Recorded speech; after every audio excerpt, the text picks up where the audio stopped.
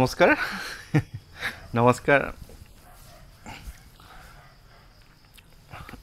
প্ৰস্তুতিখিনি এনেকৈ কৰি লওঁ দেই ভিডিঅ'টো বনোৱাৰ আগতে আজি এইখিনিৰ পৰা দেখাই দিছোঁ আৰু যি কি নহওক মই হাঁহিয়ে থাকোঁ এনেও মানে এইটো নহয় যে মানে মই ভিডিঅ'টো বনাবলৈহে হাঁহোঁ মোৰ এনেকৈয়ে থাকোঁ আপোনালোকে লগ পোৱাসকলে জানে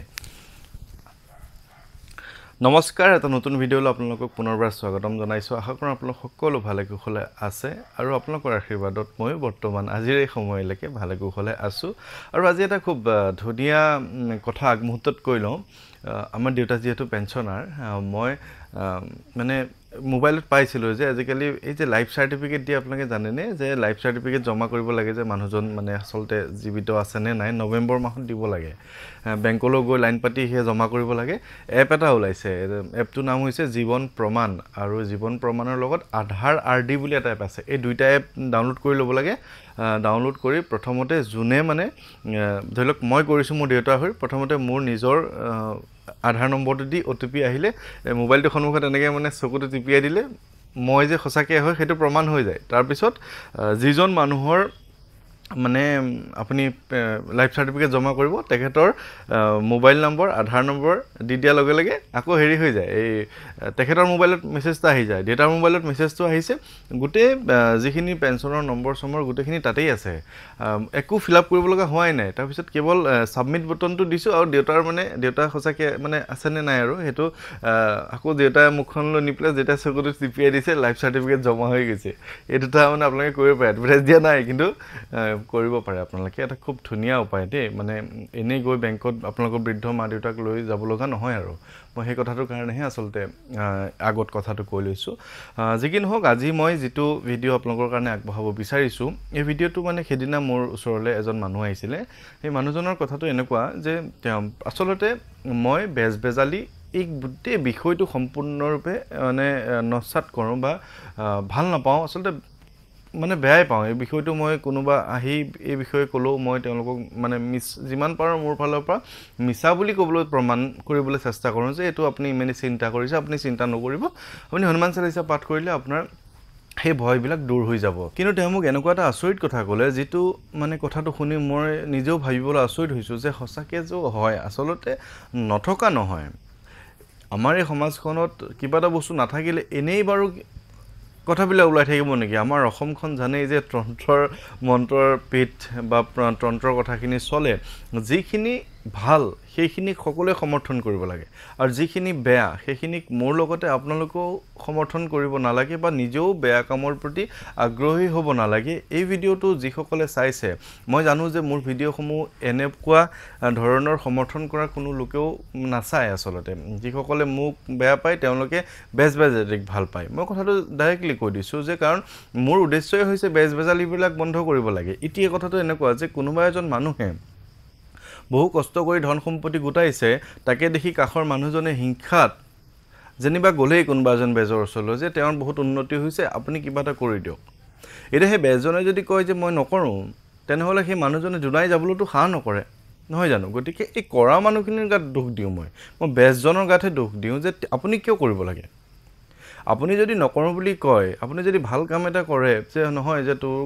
কাষত যদি কোনোবা বেমাৰী মানুহ এজন আছে সেইজনৰ কাৰণে কচোন বাৰু মই কিবা এটা দোল তাবিজ দিওঁ বা কিবা এটা মন্ত্ৰ মাতি দিওঁ যাতে তেওঁ ভাল হৈ যায় এই ভাল কামখিনি কিয় কৰিব নোৱাৰে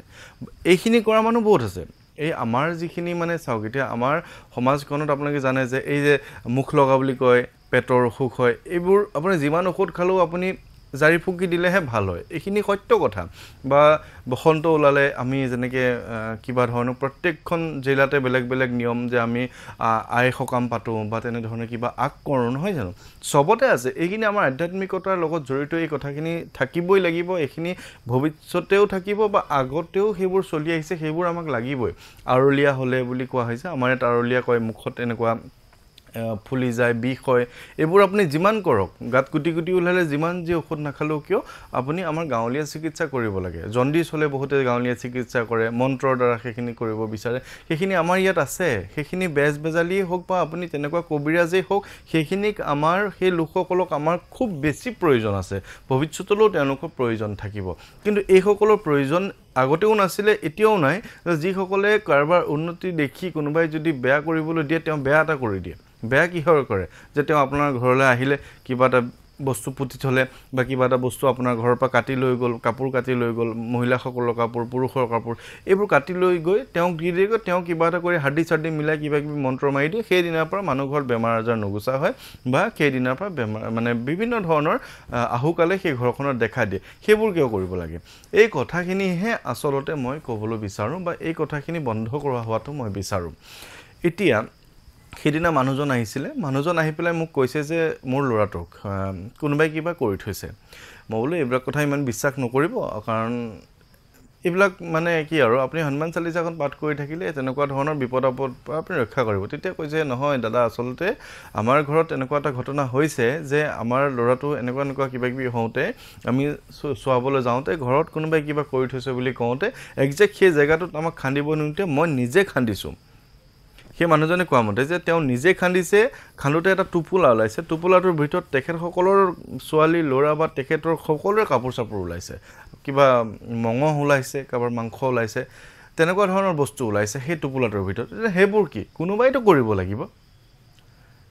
আপোনাৰ হিংসা কৰা মানুহজনে নিজেতো সেইটো কৰিব নোৱাৰে কোনোবা এজনৰ দ্বাৰাহে সেইখিনি কৰে তো সেই মানুহজনে কিয় তেনেকুৱা কৰে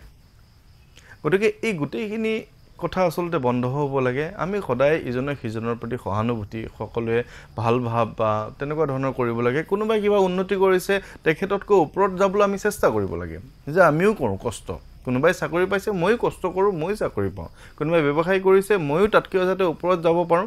তেনেকুৱা ধৰণৰ আমি ভাবিব পাৰোঁ কিন্তু আমি নাই নহয় তেখেতক দবাব লাগে মই ওপৰলৈ যাব লাগে এই কথাটো আচলতে আমাৰ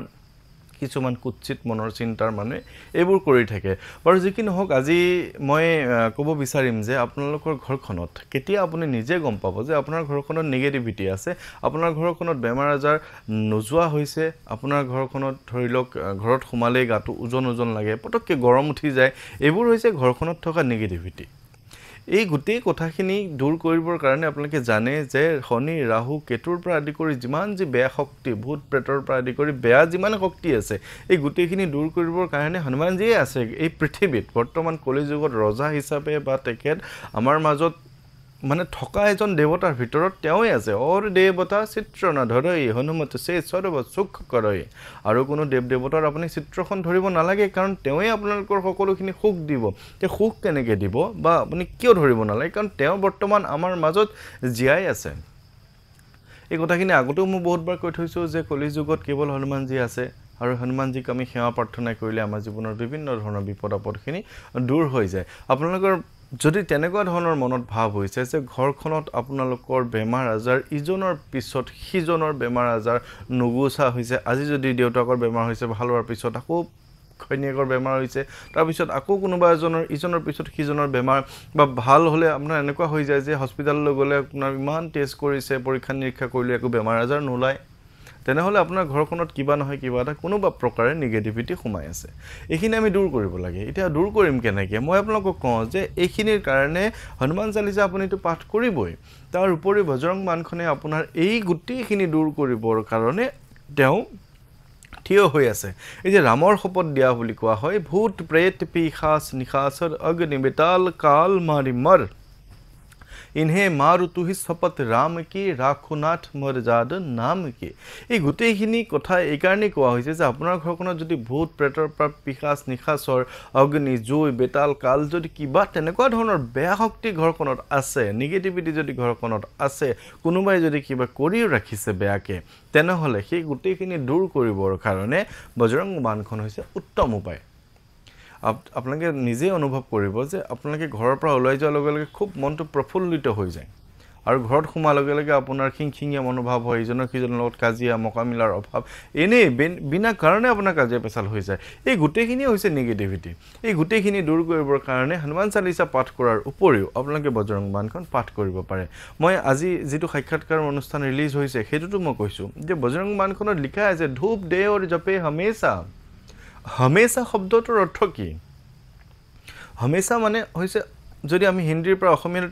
ট্ৰান্সলেট কৰি দিওঁ हमेशा শব্দৰ অৰ্থ হৈছে সদায় ধূপ দে অৰ জপে हमेशा ধূপ যি যেতিয়া তেখেতক আমি हमेशा জপ কৰোঁ তাকে তন্নহি ৰহে কলেশা তেনেহ'লে সেইখন ঘৰত কোনো ধৰণৰ কলেশ বা হাই কাজিয়াই হওক বা বিভিন্ন ধৰণৰ বিপদ আপদ তেওঁলোকৰ ঘৰখনত নহয় তাত লিখা আছে আপোনাক সদায় পঢ়িবলৈ আপুনি এটা কথা হয় যে যিহেতু বজৰংবাণখন কিছু কঠিন বজৰংবাণখনত শক্তি বেছি আছে ইমান শক্তি আমাক প্ৰতিদিন নালাগে গতিকে সদায় আমাক পঢ়িব নালাগে পঢ়িব কিন্তু যেতিয়া আমাৰ প্ৰয়োজন হৈছে তেখেতক আমাৰ প্ৰয়োজন হৈছে বুলি আমি ভাবিম তেতিয়াতো আমি পঢ়িব পাৰোঁ গতিকে মই ভাবোঁ যে আপোনালোকে মোৰ এই কথাখিনিৰ পৰা হয়তো কিছু পৰিমাণে হলেও উপকৃত হৈছে বা আপোনালোকক সহজভাৱে কেনেধৰণে মই কথাখিনি আপোনালোকে নিজে কৰিব পাৰে সেই কথাখিনি জনাই থাকোঁ গতিকে আশা কৰোঁ ভিডিঅ'টো আপোনালোকে ভাল পাইছে আৰু মই অহাকালিলৈ ডিব্ৰুগড়লৈ গৈ আছোঁ মই যিহেতু 10 দিন আগৰ পৰাই কৈ আছিলোঁ যে মই ডিব্ৰুগড়লৈ যাম আপোনালোকে যিসকলে আগতে মোক নিমন্ত্ৰণ দিছিলে তেওঁলোকে এবাৰ মনত পেলাই দিয়ক কিন্তু বহুতে মনত নেপেলালে এতিয়া কাইলৈ মই যাব হ'ল তেওঁলোকে মোক আকৌ মেছেজ কৰিছে কিন্তু মই অলৰেডি যিমান কেইজন লোকৰ নিমন্ত্ৰণ ৰক্ষা কৰিব পাৰিম তেওঁলোকৰ নিমন্ত্ৰণখিনি ইতিমধ্যে মই লৈ ল'লোঁ এতিয়া আকৌ তেওঁলোকৰ কথাখিনি মই ৰখিবলৈ অকণ অসুবিধা হৈছে গতিকে আশা কৰোঁ যে মই আকৌ পিছত যেতিয়া যাম আকৌ আপোনালোকৰ ওচৰলৈ যাম সদ্যহতে মই যিকেইজনৰ লগত কথা হ'লোঁ ইতিমধ্যে তেওঁলোকৰ নিমন্ত্ৰণখিনি ৰক্ষা কৰোঁ আৰু পিছত আকৌ আপোনালোকৰ ওচৰলৈ যাম গতিকে আশা কৰোঁ আপোনালোকে এই ভিডিঅ'টো ভাল পালে আৰু সকলোৰে মই কুশল মংগল কামনা কৰি আজিৰ এই ভিডিঅ'টো ইমানতে সামৰণি কৰিছোঁ ধন্যবাদ সকলো ভালে কুশলে থাকিব